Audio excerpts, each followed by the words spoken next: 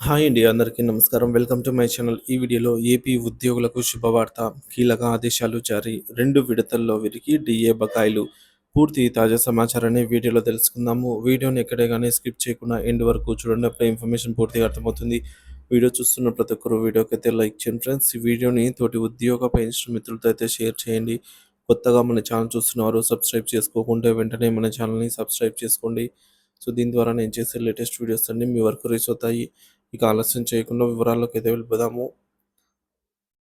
Friends, ఇక విషయానికొచ్చినట్లయితే ఆంధ్రప్రదేశ్ రాష్ట్ర ఉద్యోగులకు మరియు కేంద్ర ప్రభుత్వ ఉద్యోగులకు సంబంధించి ఇటీవలే కీలకమైన ఆదేశాలు జారీ అయ్యాయి. ఈ నేపథ్యంలో ముఖ్యంగా 10 లక్షల బీమా అమలు, డీఏ పెంపు మరియు వేతన సంఘం సిఫార్సుల అమలు వంటి అంశాలపై ప్రభుత్వం స్పష్టత ఇచ్చింది. ఆర్టీసీలో పనిచేస్తున్న ఒప్పంద మరియు ఔట్‌సోర్సింగ్ ఉద్యోగులందరికీ 10 లక్షల ప్రమాద బీమా వర్తింపజేస్తూ ఆ సంస్థ యాజమాన్యం ఉత్తర్వులు విడుదల చేసింది. ఈ నిర్ణయం ద్వారా అధిక బస్సుల డ్రైవర్లు, ఆట్ ఔట్‌సోర్సింగ్ డ్రైవర్లు, ఏసీ బస్ అటెండర్లు, బస్ స్టాండ్‌లు, గ్యారేజీలు, ఆర్టీసీ కార్యాలయాల్లో పనిచేసే స్వీపర్లు, ట్రక్ గైడ్లు, ట్రాఫిక్ గైడ్లు, బస్ టికెట్ బుకింగ్ సిబ్బంది, ఇతర ఉద్యోగులకు భద్రత కల్పించనుంది.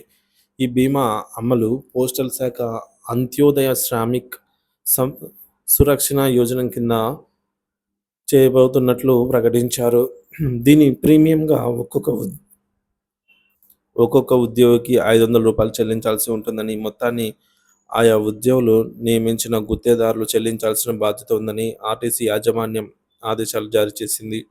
ఈ మేరకు అన్ని జిల్లాల ప్రజా రవాణా శాఖ అధికారులకు మరియు జోనల్ ఈడీలకు స్పష్టమైన మార్గదర్శకాలు అందించాయి. మరి కేంద్ర ప్రభుత్వ ఉద్యోగులకు ప్రస్తుతం 53% డీఏ లభిస్తున్నది. అయితే ఎనిమిదో వేతన సంఘం అమలుకు ముందుగా మరో 2 విడతల్లో డీఏ పెంపు ఉంటుందని అంచనా. ఈ పెంపు ద్వారా డీఏ 60% చేరుకునే అవకాశం ఉందని సమాచారం. దీనికి సంబంధించి అధికారిక ప్రకటన త్వరలో వెలువడనుంది.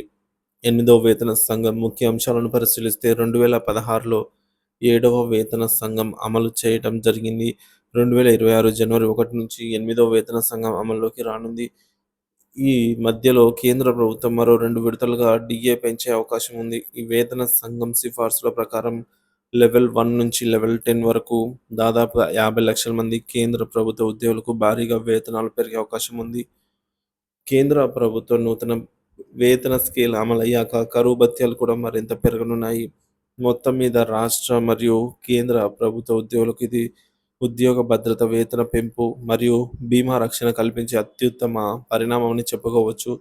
రాష్ట్ర ప్రభుత్వ ఉద్యోగులు మరియు కేంద్ర ప్రభుత్వ ఉద్యోగులు తమ భవిష్యత్తుపై మరింత భద్రతతో ఉండే విధంగా ప్రభుత్వం తీసుకుంటున్న నిర్ణయాలు ఎంతో ప్రయోజనకరంగా అయితే మారనున్నాయి ఫ్రెండ్స్.